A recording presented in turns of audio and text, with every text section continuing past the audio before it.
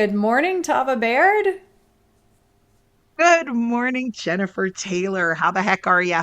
I am fabulous. I cannot wait to podcast today. We have had a break. I went on vacation. Guilty as charged. Awesome. Yay. Yes. See, setting an example for people of taking time for yourself and focusing on just Yes. filling yourself up, which is great. So we have a full Tava today. A Maybe. full tava. Sounds like a gymnastics move. She has executed and stuck the landing on the full tava. It's like I something that love happens it. on a pommel horse or something. I don't know. I just got back from teaching for a full weekend where Samael was super chatty, and I have a feeling he is going to continue to do so today.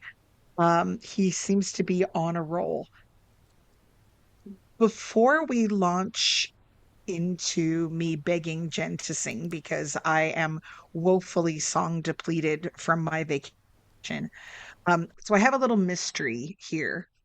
The other day, a book came in the mail and it looked like it came right from a used bookseller. There's no note. It looks like it has a gift receipt, but there's no name on the gift receipt or any indication of who the sender was.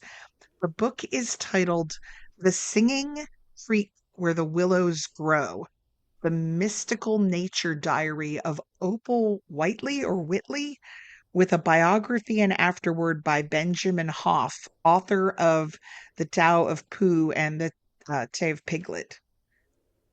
Looks like it's right up my alley, but if you sent this, I don't know that you did. Thank you. Would you please make yourself known to me so I can thank you in person? That would be really awesome. Um, I was joking earlier that perhaps Samael simply got a hold of, figured out how to use Abe Books or something and is running around out there with my credit card, but we'll see. Um, but yes, if this was you with an anonymous gift, thank you. I appreciate it. Yeah, it sounds like a great book. It looks really interesting. No idea. But yeah, I'll have to dive in and see what it's about. Yeah. Speaking of no idea, I have absolutely no inkling whatsoever of what's going to come through today. It feels like it's been forever since we've talked and been together, and I cannot wait to see what is going to come through. Yes. Samael is already starting to be chatty in a very strange way. Um, would you mind singing so we can see what in the world he's already starting to talk about? Sure. He spoke all through me all weekend, which is probably why I sound sort of hoarse, and spoke to a lot of people and was very present at one point early in the morning on Sunday morning. I had gone over to the healing center where we were holding the Lilith classes, and it was just myself and my friend Kathy, who I travel with, and my friend Jennifer. Yes, yet another Jennifer, who was hosting us. And we were the only three people in the building. It was like 9 a.m. on a Sunday, and the Lilith students hadn't arrived yet. And all of a sudden, Jennifer just stops and like looks around. And I'm like, what? And she goes, did you hear a man's voice? And I'm like, I always hear a man's voice. You're like, I'm not the one to ask. I'm like, what did the voice sound like? Because we had gentlemen in the classes, so I thought maybe somebody was early and was outside, but no. And she's like, no, there's a man in this building. There's a man's voice in this building. And I said, well, was it a very deep voice? And she's like, yes. And I'm like, you might be picking up on a particular angel. It's just talking an awful lot this weekend. He was in rare form. How fun. Yeah.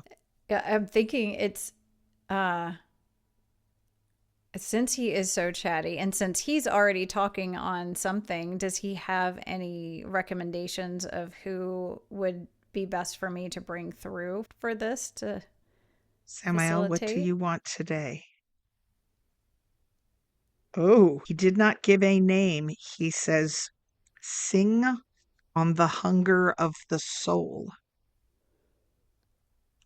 You Wow. got me. I don't know how you're supposed to do that. Sing on the hunger of the soul.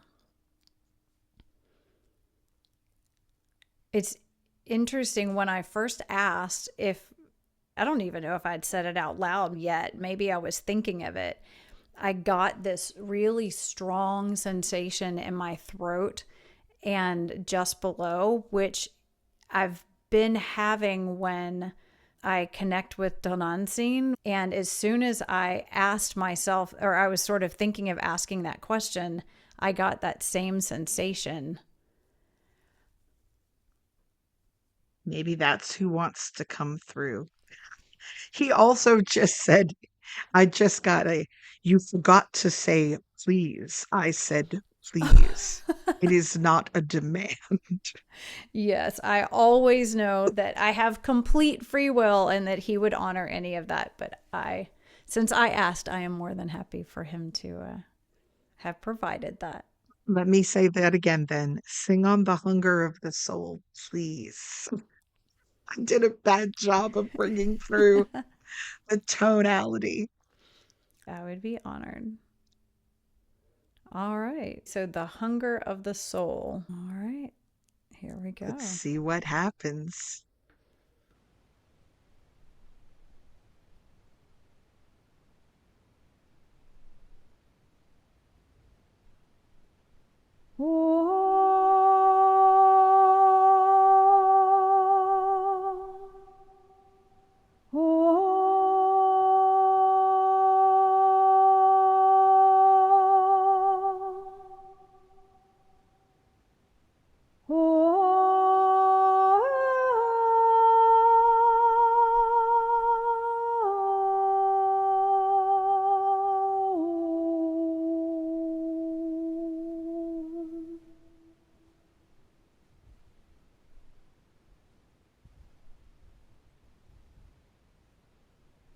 Dun, dun, dun, dun, dun, dun, dun, dun, dun, dun, dun, dun, dun, dun, dun, dun, dun, dun, dun, dun.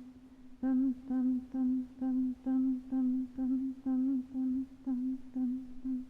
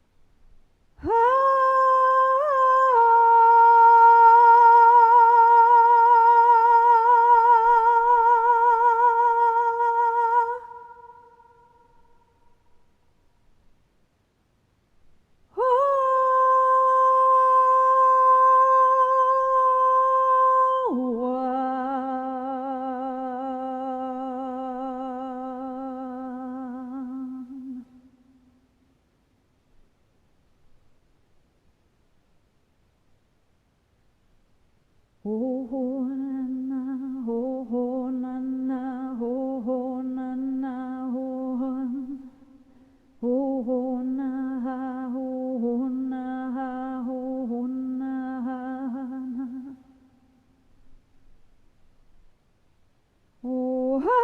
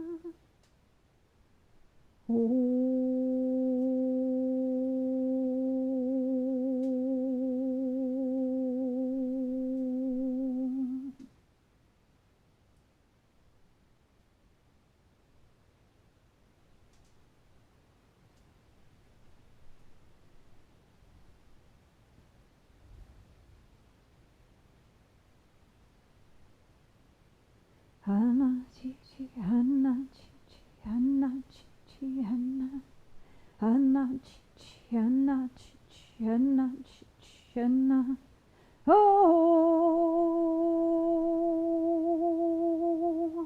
oh hana chichi hana chichi hana chichi hana hana chichi hana chichi hana chichi hana oh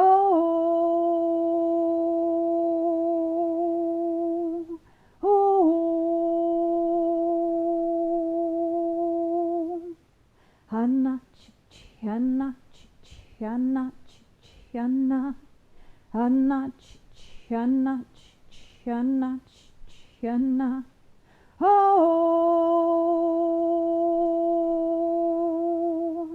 oh hana chichi hana chichi hana chichi hana hana chichi hana chichi hana chichi hana oh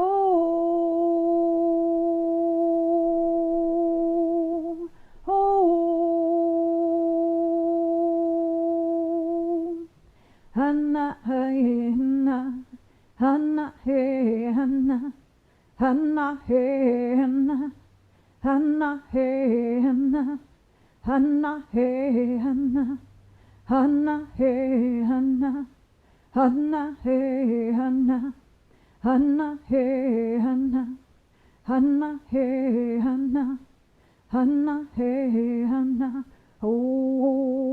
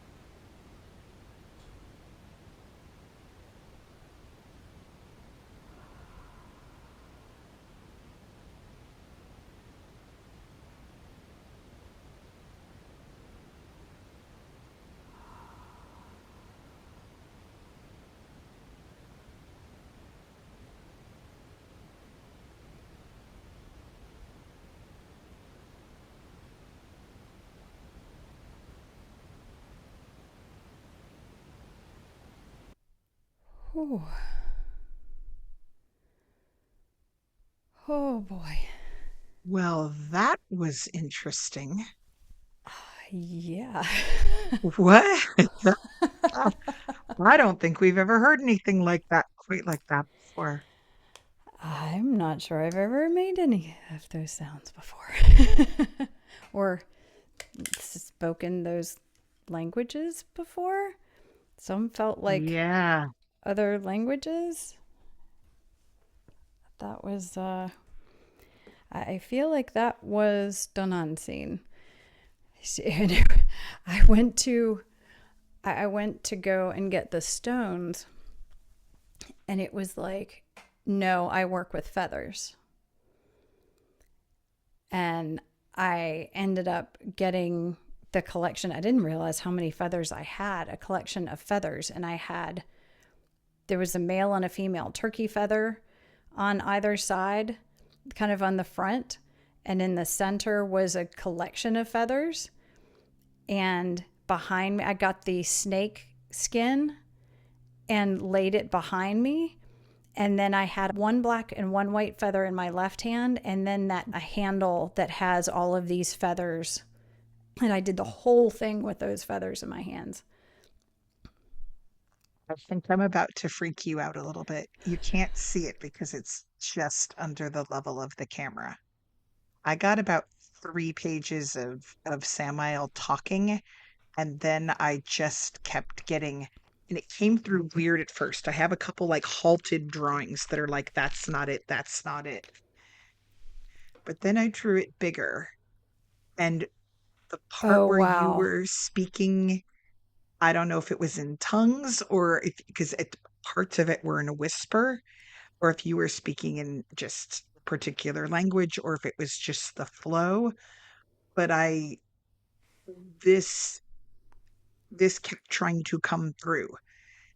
I'm doing a bad job of drawing it.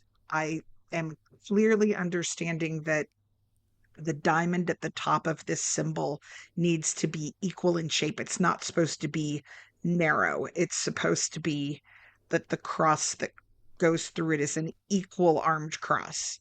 And I know you've had equal armed crosses come through before, but what's interesting to me is that it almost looks like something that would go on an altar or something like that. But look at the wings. And Yeah. I started drawing it different ways as you were doing that. But the thing that Samuel kept saying is that there had to be 5 points on each wing. 5, 5, 5. So, like, if we go back a couple pages earlier, when it first started coming through at the beginning of him speaking, you can see me trying to get what it is and failing here, like trying to get everything right.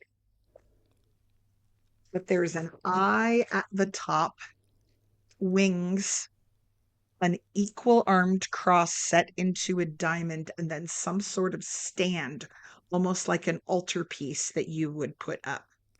But as soon as you said feathers, I went, I just drew feathers as you were doing that. That's really interesting. And I like the 5 points on each of the feathers. I had essentially 5 feather points. I had 3 laying on the ground and 1 in each hand. Which I couldn't see because I Yeah, you can't can't see see what's at all laying what's flat on the back there. ground. No. And I almost feel like the snakeskin laid straight behind me feels like the foundation. There is and when you mentioned this before, listeners, before we got on the podcast today, you mentioned at one point in our conversation when you were talking about Our Lady, and what is the name of the entity that you were just saying? Can you say her name again? Tonantzin, I think I'm Yes. pronouncing that correctly. And you mentioned something about a snake skirted Yes, goddess or a snake skirted entity. yes, and I don't know how to pronounce it. I wrote she of the serpent skirt. It's Coatli. I think it's Coatlicue. She of the serpent skirt.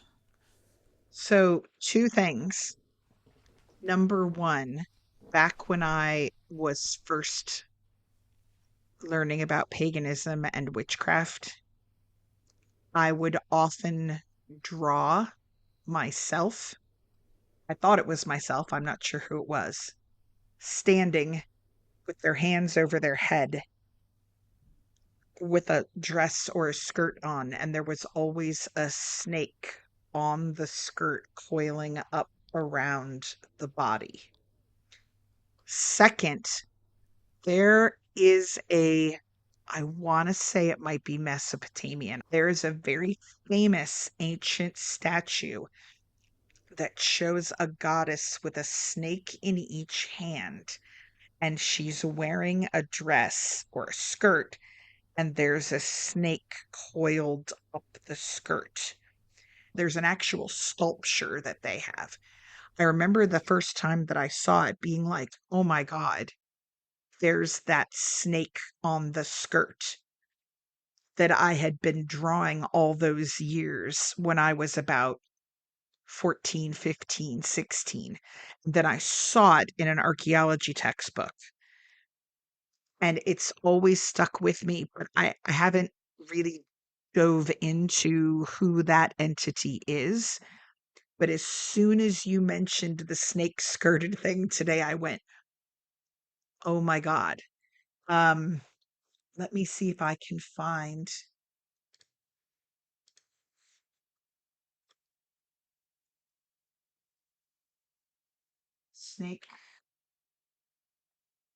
snake skirted.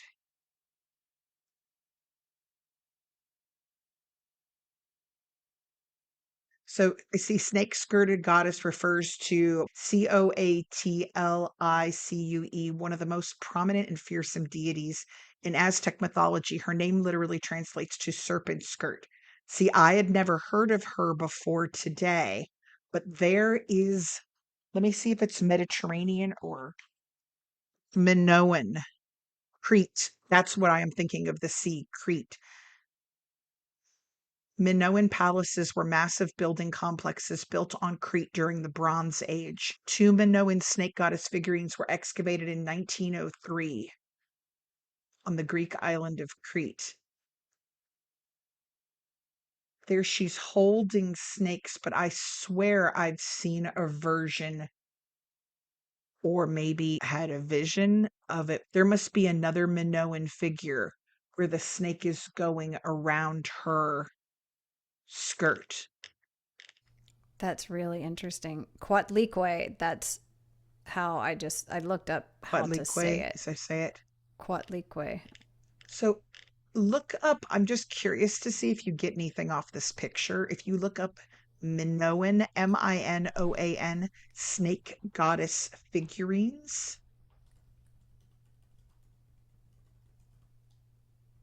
It's interesting. In a lot of the ones I'm finding, she's holding the snakes out to either side, and she's wearing really a very kind of proper sort of dress that covers like everything except her breasts are exposed. There's one that shows snakes wrapped around her arms, and snakes, it looks like a snake that's going down one side onto her skirt and then up the other side. It's also framing bare breasts. Interesting. Yeah, there are definitely a lot of snake things. I Yeah. think it's fascinating that it was like a snake going all around the skirt, and that's what you had seen and been drawing. And I drew it over and over and over again when I was a teenager. And I'd always wanted to make one, to like make a wraparound skirt that had a snake painted that would coil around the body. it's really cool. Do you want to hear the stuff that came out of Samael while you were doing that? Oh, for sure. Because there's a little bit at the end of a snake tie-in, but not in the way, not from that goddess. So I'm wondering if we're circumnavigating something to do with the snake here.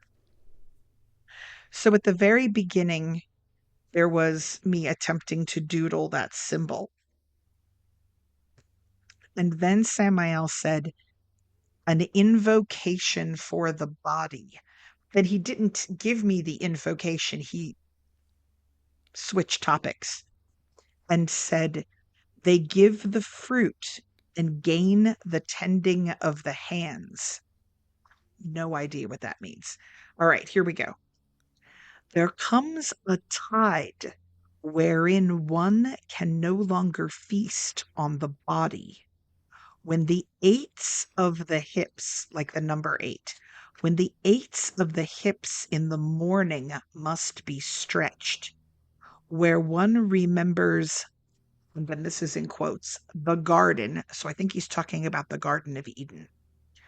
Where one remembers the garden's original purpose was not as a tamed place, but as a meeting of the moving and rooted so that the moving might serve the rooted in their evolution, not to dominate, but to create symbiosis, a means for the seeds to travel and the vines to grow together beneath the watchful eye of those who had the mind and hands to create structure. So he's talking about, I think, plants and humans being put together in a place so that humans who could move and plants that really can't, the humans would further the evolution of plants by being there to serve and support them. And I think the equal exchange of energy is what he started with. They give the fruit and they gain the tending of the hands, and the they is the plant life in the garden, right?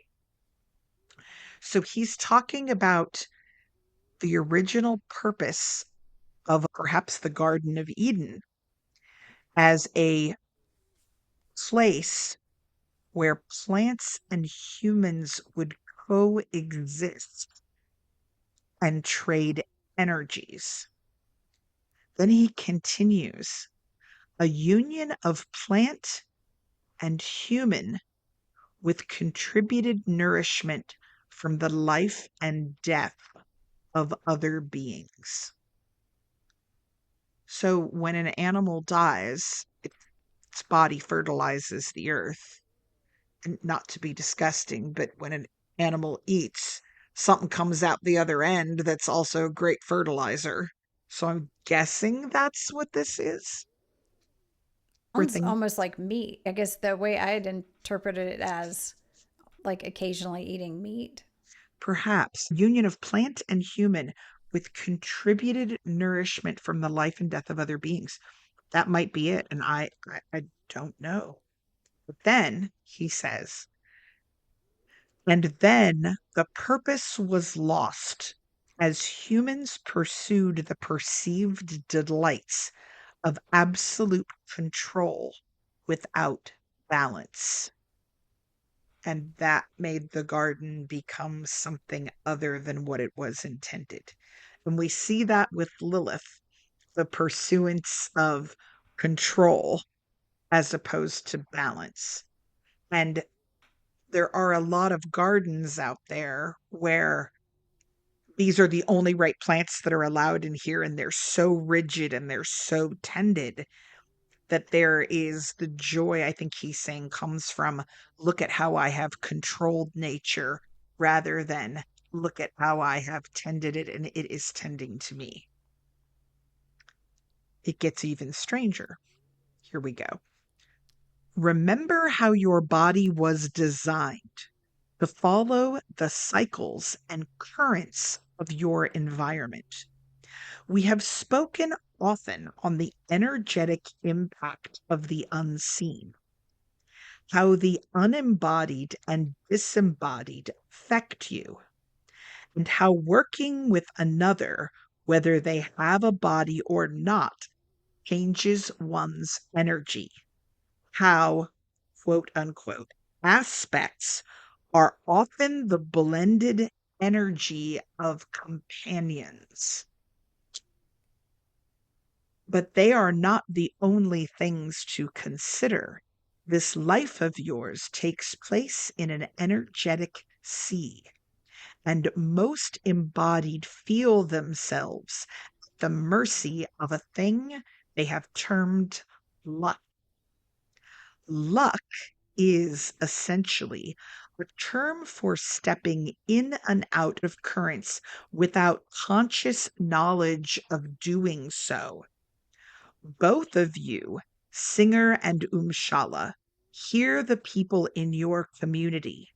My luck is bad, the people cry, and they fight it, fight it, fight it.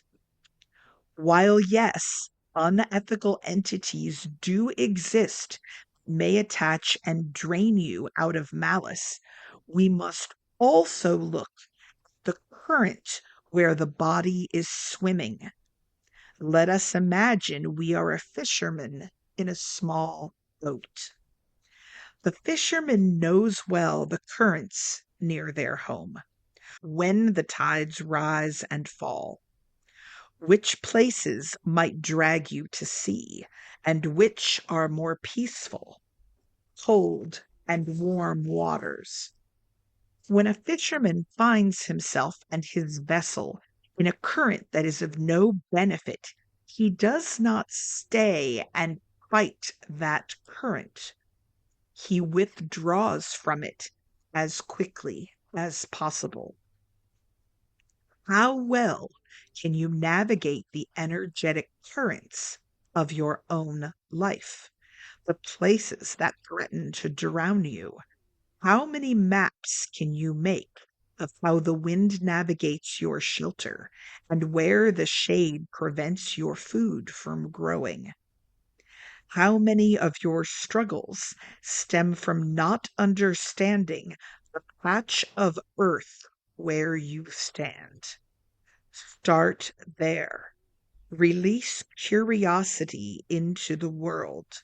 Set aside the idea of punishment. It is how you row your vessel that matters.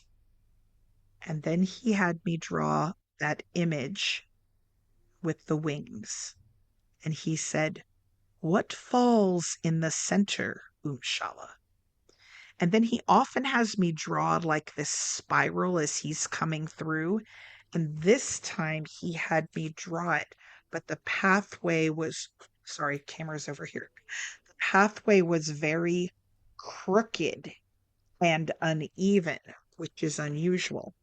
And he said, the pattern in the tree, the pattern in the slate, holy roots and holy stones as a place for the resting of a holy book, a blessing for the body to come from Heliel. I don't know what all of that part after the drawing of the image is. I think it may have more to do with our snake goddess and what you were doing than with the previous message. But I also find it interesting that Heliel is the name he has given us for the angel that the Romans call Lucifer. And how is he often portrayed? As the snake in the garden. So we're on some sort of circular path here about the garden and the snake, but it's tied somehow to this goddess energy you are bringing through from an Aztec goddess. And I don't know exactly what it is. Yeah, this is really fascinating. Before I lose this thread of what I was thinking, the where he was talking at the end about the almost like inscriptions in the stone and in there were a couple of things. What was it? We read that little part again about the things that are. He'd had me draw that wavy line, which looks very much like tree rings. The pattern in the tree, the pattern in the slate, holy roots, which is something he's already talked to me about, right? Holy roots and holy stones as a place for the resting of the holy book. Now, you work with holy stones. He's given me an energetic system called the holy roots. So I'm wondering if this has a link there. Holy roots and holy stones as a place for the resting of the holy book. Blessing for the body to come from Heliel. But before that, the pattern in the tree, the pattern in the slate.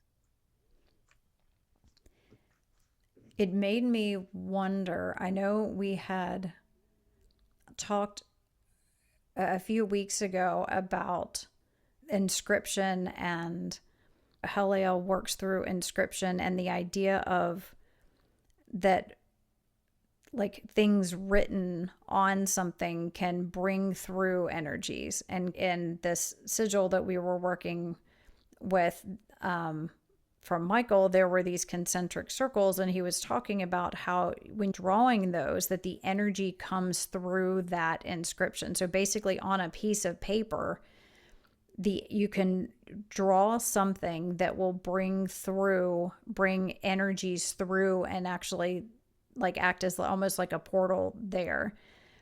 When I was hearing that about the trees and the slate, it made me think that it's like by looking into and paying attention to these things that are in our natural world, that we can draw guidance and information and things through it. And I think what really got me was the slate, because I just last week the Simple Life and got to meet Helen, and it was amazing, and we absolutely loved the store and found a number of things there that we were really drawn to. And one of them, it was like a slab of muscovite that I'd never even seen, but the energy off of it was so intense that I was like, I am supposed to have and work with this.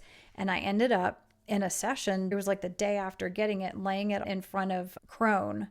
And during the session, I was shown to turn it. And I was looking, it looked almost like looking across like a glassy frozen lake to her. And then I was looking at the reflections in it. And when I first saw that piece and I felt all the energy off of it, I felt like it was meant to be used for scrying in some way. And I was supposed to be looking into it.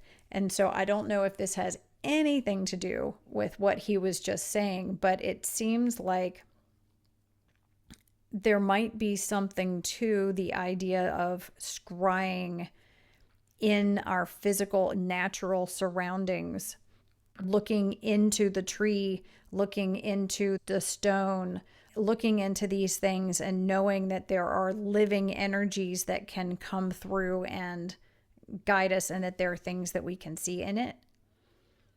I think you must be on the right path, because I am getting so, I mean, like, dizzy with the energy, so much so that I'm like, I started doing your name 3 things I can touch, name. And actually, in this little box under my microphone are my stones from Scotland, and I just cook them out and I have them in my hands. I'm trying to use them to ground. Um, Yeah, I feel it you too. There's like this intense, moving, swirling energy. well, and the some of the stones that you use, and I'm sorry, it's because I'm dizzy with energy right now. When you went on that retreat last year and you brought stones back from that creek, Yes. we talked a lot about them holding the energy of place, right? Yeah. So when we look at the patterns in stones and the patterns in trees, they retain the energy of the place that they are. The markings in them are visible markings of the energetic currents of that place. When the stones rose and fell, how they set, how they were formed. And trees do the same way. Tree rings are recordings of drought and moisture and time, right?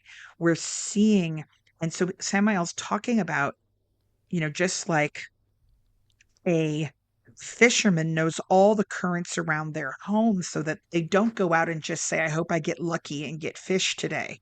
They try to navigate to the places where they know there isn't danger and they're more likely to find what they're looking for.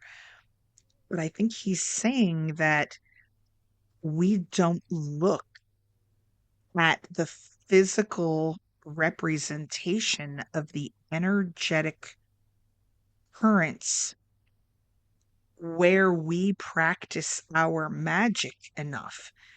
And if we learned the wind pattern, like a lot of us are in tune to, we look at moon phases, right? But the patterns of heat and cold, and when the insects come out, and drought, and when fire moves through, and all of these things, that we might better be able to navigate what's the energies that are around us. That it's not just, do I have, that we have to take that into consideration along with the idea of what energy might still be attached to me, what things from my personal experience do I need to let go, who am I spending my time with, either someone who's in a body or someone who isn't, and how their energy blends with mine. But we also have to learn to our environment, the natural energetic currents of the environment that we are in, so that we don't get swept out to sea, but that we don't do that. And so we think everything is luck when it Yeah. might just be movement. This is really hitting me because I had someone in my class this weekend who, as soon as class was over, took my card, and within a very short time, I got a message that through my website, someone had bought a consult session for me to come look at their house.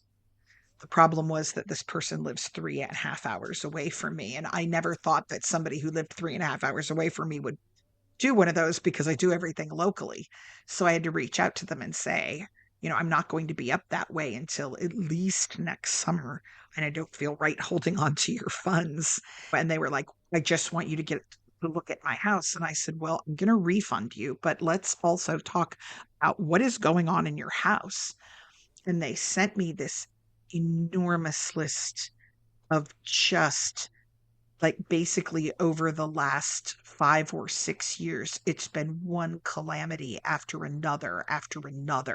Things from house fires to illnesses of the body, like just looking at it and going, oh my God, I'm exhausted just reading this list.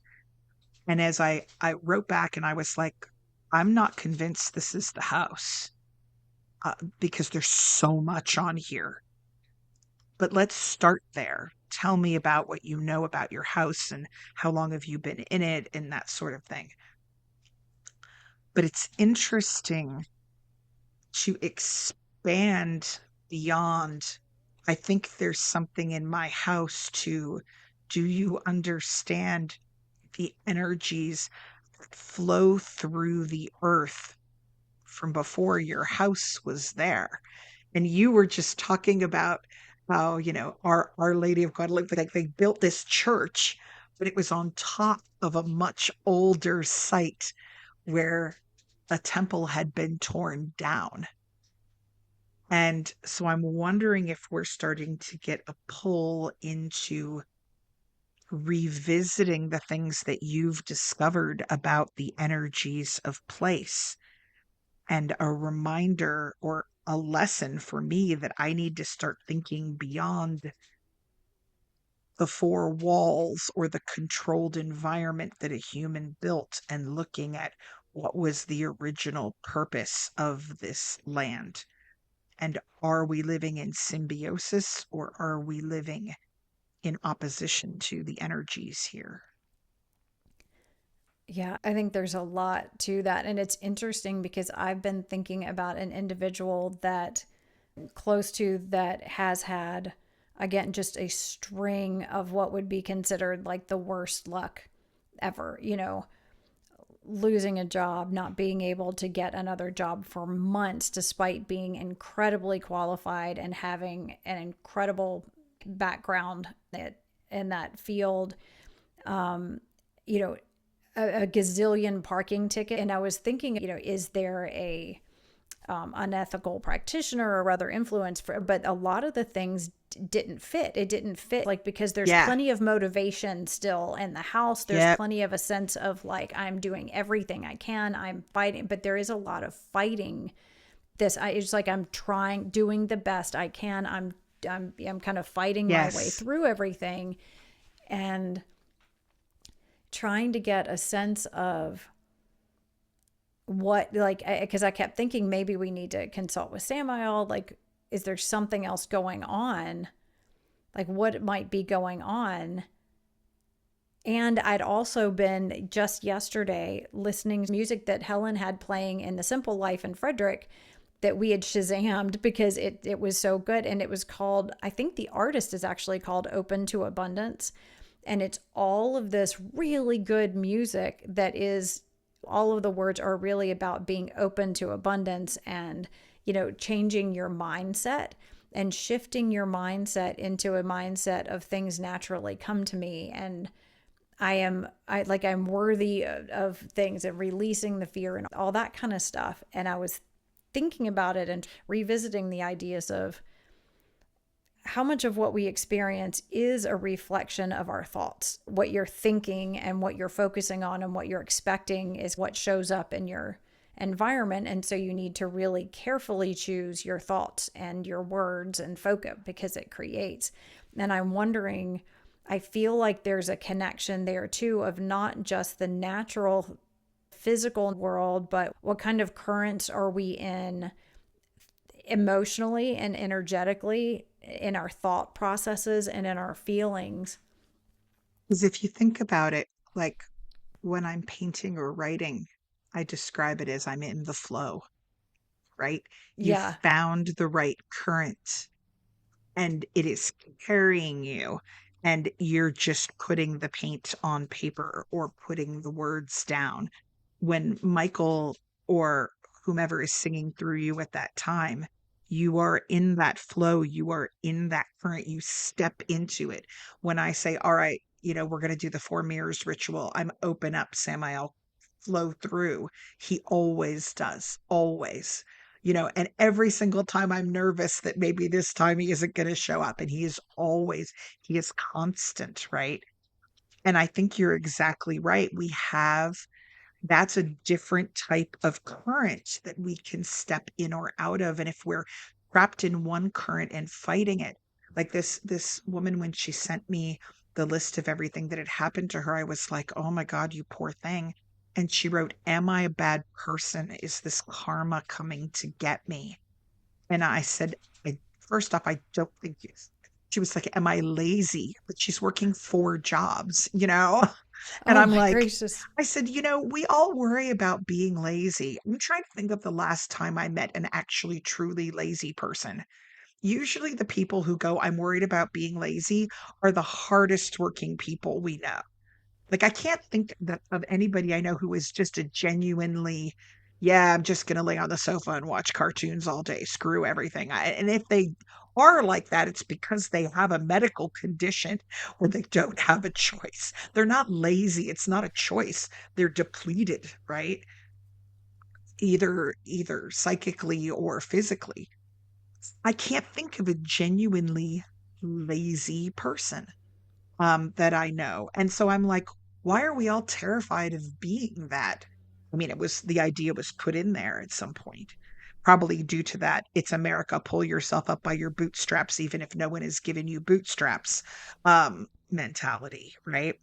We have that frontier Puritan mentality.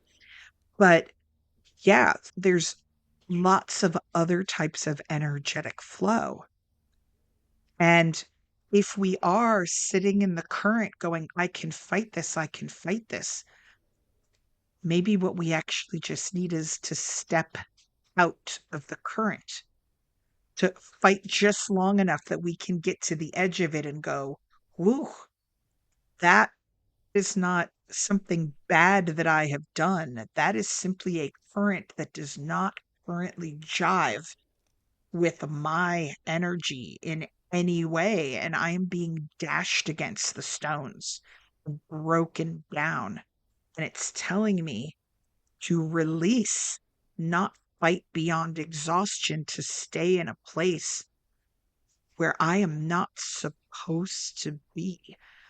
And that the more that we connect with and spend time with the currents around us, the better we're able to navigate where the dangers might be and where the safe, warm waters are that will carry us home. Totally side note, can I say? My head was swimming and I thought I was going to have to like go take a break. And I started getting nervous about, my left side going haywire again. And Samael said, open the box and pick up the stones of your home.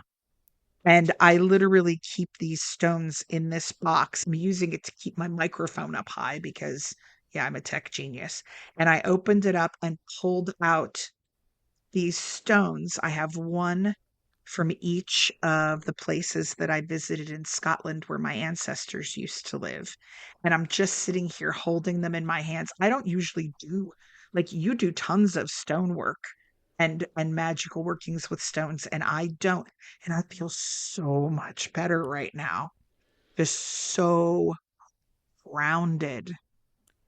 Well, and It's it does seem to be related in a way of tapping into the energies of the earth and energies, like those stones are carrying with them the energies of the ancestors and the energies of all the things that happened in those places that yeah, might be additionally connecting you back to this very ancient sense of home. yeah. I have a stone from Hermitage Castle, and I have a stone from Buccleuch, and I have stones from Skye. Um, all these places that I know Clan Stewart and Clan Scott and Clan MacDonald were on for a very, very long time. And, I brought them home and I put them somewhere safe and I didn't really use them. And this weekend, Samael had me give away half my bone kit and told me to replace them with these. And so these are going to be used now and they'll be part of daily practice. Um, which reminds me, I have a stone for you. Oh, really? It's very strange. And I am so curious to see if you don't vibe with it, that's fine. Some years ago, I purchased this, and it is a stone with a fertility goddess carved into it from India. And it has been kicking around my house for the longest time, and it's beautiful. And I started bringing it with me to all my markets, thinking, this doesn't, I don't feel like this is for me, though. I just feel like I'm its custodian. I'll put it out and see if somebody is attracted to it. Nobody ever picks it up. The other day I was looking at it and I was like, who do I know who works with goddesses and stones? Come on, Tava. Who do you think this is supposed to go visit? So the next time we get together in person, I will bring her. Well, I See what can't wait energy to you get off of her. yeah, I can't wait to meet it. I can't help but think that all of this is related, and when I think about it, the currents and all of that, the things that help us, I think, to step out of those currents and reconnect with a deeper current is nature. It's connecting with our guides, and nature is one of the best ways of being able to do it. We can see it, we can touch it, we can smell it, we can feel it, we can hear it.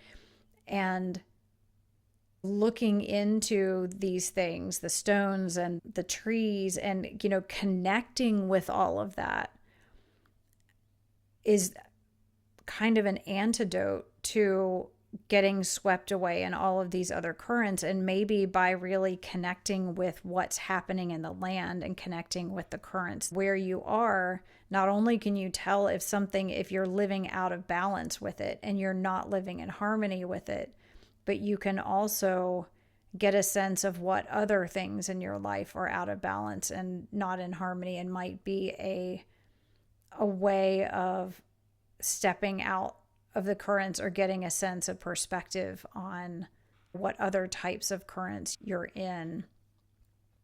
We will continue our discussion next week, but I wanted to leave you with a song. This one seems particularly fitting as it is sung with the consciousness of the waters of the sacred river Ohuna in Vermont and the spirits of place there as well.